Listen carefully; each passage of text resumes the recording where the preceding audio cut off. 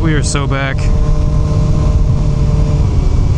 This is my 2025 Kawasaki ZX-6R, and if you've been interested in these bikes at all over the last like 2-ish months, you've probably heard about the whole recall situation with these.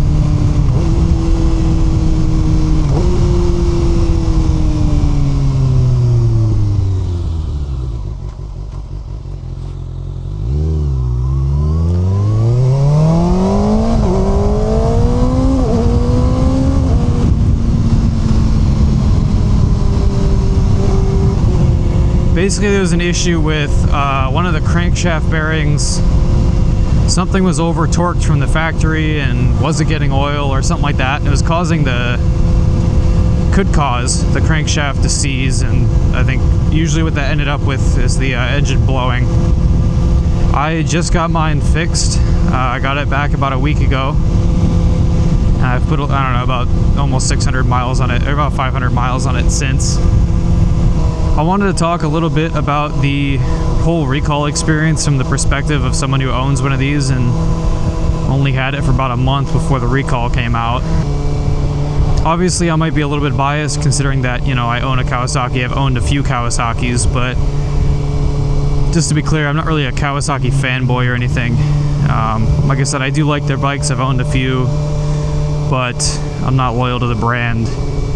If Honda had brought the updated CBR 600RR that they have in Europe and Japan to the States for 2025, I might have gotten that instead, to be honest.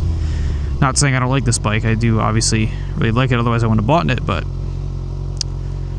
not a fanboy. Now, I had only owned this bike for about a month when the whole like stop sale notice came out, and eventually the do not ride notice is mailed out as well. And I gotta say, that was pretty frustrating. Having just bought a bike, being super excited about it, getting my first couple mods on there, you know, exhaust and all that. Just to, you know, almost immediately after be told, alright, don't ride it anymore because you might blow the engine. Not a good feeling, gonna be honest. Well, Kawasaki is a brand that's pretty synonymous with reliability. I mean, maybe not to the same extent as, say, Honda, but I think Kawasaki's are generally touted as being pretty reliable vehicles, so was not really expecting to have issues with this bike right away. That being said, I guess that just goes to show that regardless of the brand, there can always be issues. But I think how the company handles those issues is also a pretty important thing to discuss, and should be an important part of the buying, you know, considerations for the buying process if you're considering getting one of these, or any Kawasaki product, I guess. Some brands definitely handle these issues better than others. Kawasaki has a history for being pretty good at dealing with recall and warranty issues. I know this isn't their first rodeo, even with the ZX-6R. I think it was like the 2007, that generation, when they went back to the 599cc for like one generation. I think that one also had issues with, I think it was like a valve cover gasket or something. Ironically, I think some of those engines were blowing on those ones too, so not the first time around with these. But I think Kawasaki lived up to their expectations with this whole recall process. Obviously, it was frustrating, especially not riding this bike for almost 2 months, but all things considered, from the time that the stop sale notices were kind of being posted all over the internet by people who worked at dealers and stuff, until I had this bike back post-inspection, was less than 2 months, which I think is fairly reasonable considering the amount of these that are out there. And you know, obviously some are still being inspected and all that. It's not complete yet, but you know, we're out here.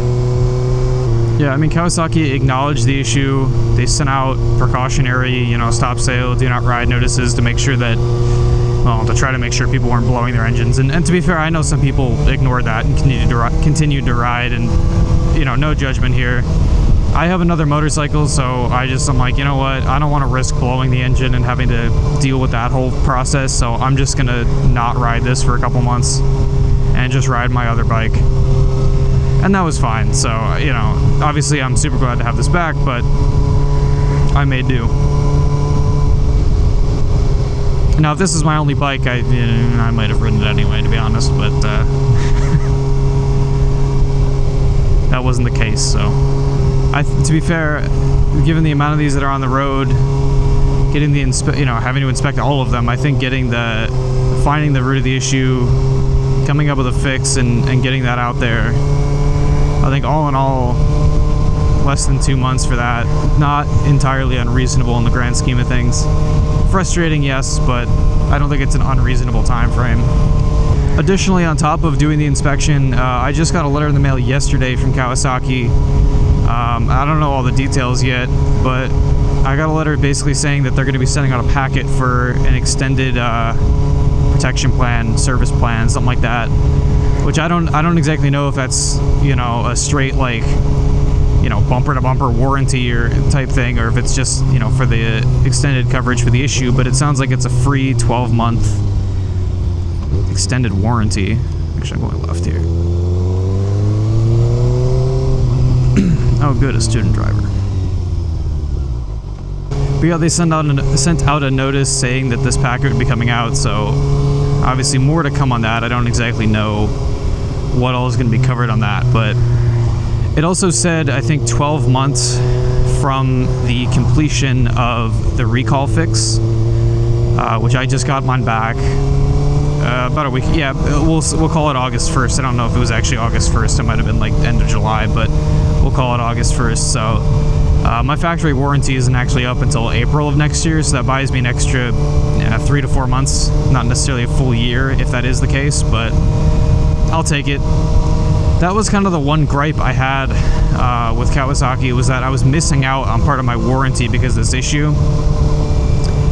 And, well, they ended up just remedying that, so I guess I don't really have much to complain about now. Overall, has this affected my image of Kawasaki as a brand, and would I buy another Kawasaki? I guess I'll answer that part first. Would I buy another Kawasaki? Yeah, I think so. I don't think this has really negatively impacted my thoughts of the brand, largely because it was like a manufacturing issue. And to be clear, I'm not giving them like a free pass. Like, this should not have happened. You know what I mean? Like, something being over-torqued from the factory, that was like a procedural training issue. Whatever the deal was, like wherever that, wherever the breakdown was, shouldn't have happened, especially on such large of a scale.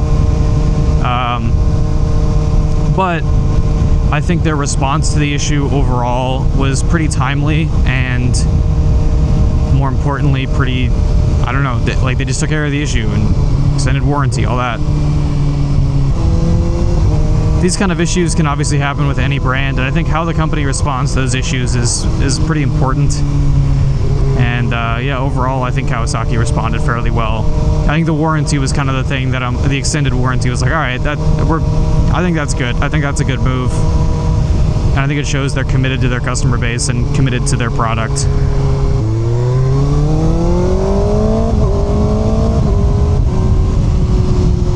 But yeah, those are pretty much my thoughts on the whole recall situation. I'm glad it's over with. I'm glad I got the bike back.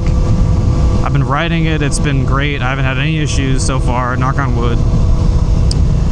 But yeah, if you're considering buying one of these, I have another video on my channel. If you're coming from something like a Ninja 400 or, one of those beginner sport bikes, considering moving up to a 600, I got a video on my channel talking about some things to expect with that, so maybe check that out. But anyway, hope to see you all in the next one, and thanks for watching.